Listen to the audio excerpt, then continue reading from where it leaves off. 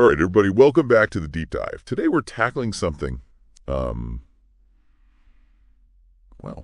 it's ripped right from the headlines. It is. And, it's a developing story, but there's a lot to unpack. There is. We're talking about the murder of UnitedHealthcare CEO Brian Thompson. Yeah, this is a big one. And, as of today, 3 days after the shooting, the NYPD still hasn't caught the gunman. So we've got a whole stack of news reports here that, Yeah. they paint a pretty wild picture, and I'm hoping with your expertise we can kind of, make sense of it all. Let's do it. So, like I said, this is a murder mystery ripped from the headlines, and it really shines a light on how, technology is playing such a huge role in crime these days. Absolutely, on both sides, right? Like for the people committing the crimes and those trying to solve them. Exactly.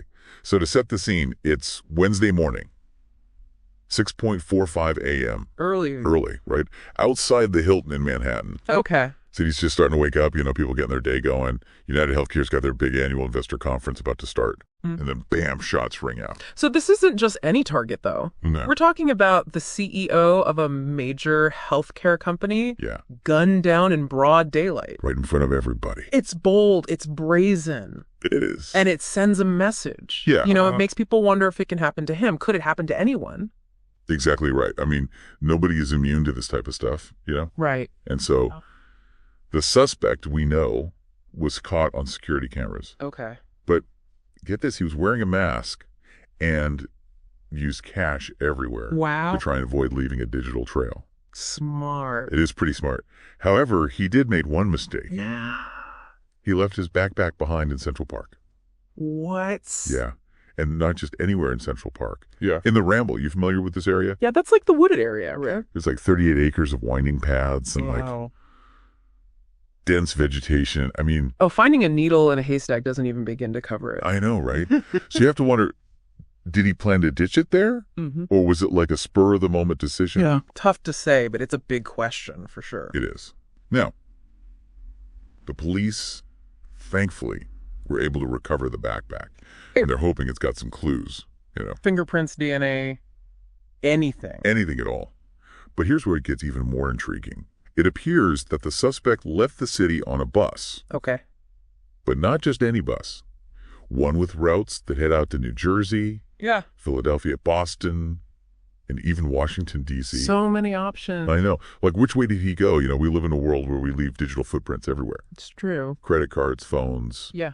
Our faces are scanned everywhere we go. By using cash and a mask and then disappearing onto a bus route with, so many different destinations. It's like he's a ghost. He planned this. He wanted to disappear. Right. It's like something out of a spy thriller. It really is. So the NYPD, obviously, they're pulling out all the stops. We're talking an extensive search of Central Park. Okay. They're doing forensic analysis on that backpack. Mm-hmm. The FBI is even involved now. Wow, they brought in the big guns. Yeah.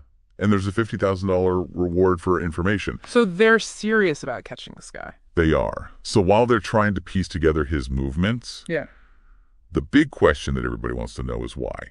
Right. Why Brian Thompson? Why him? Exactly. Out of everyone.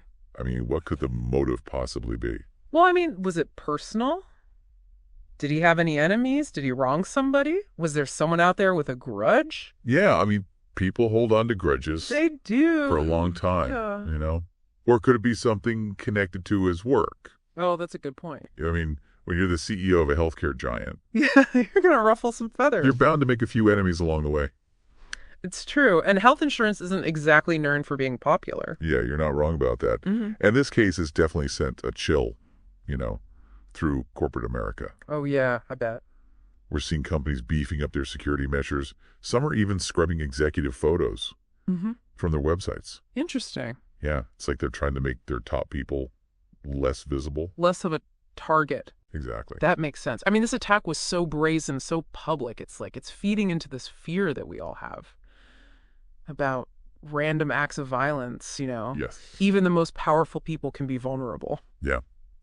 It's a scary thought. It really is. So where does that leave us? Yeah. We have a meticulously planned attack. Right. A suspect who's vanished seemingly into thin air. And a motive we still don't know. Yeah, total mystery. It's wild that we live in a world of constant surveillance, yet that this guy managed to use that to his advantage. Yeah, disappear completely. It's like he gamed the system. It really makes you think about our reliance on technology. It does. Like, on one hand, it's a tool for security. Yeah, all those cameras were how they know anything about him at all. Right.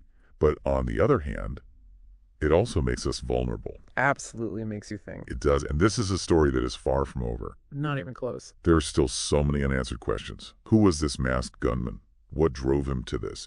And what does this say about the pressures and dangers that people in positions of power face, you know? Yeah, especially in an industry like healthcare where feelings run high. Yeah. You know, healthcare is a very personal thing for people. Absolutely. So much is at stake. Well, I, for one, will definitely be following this story as it develops. I think we all will.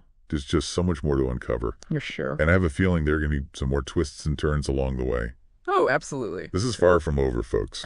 So stay tuned.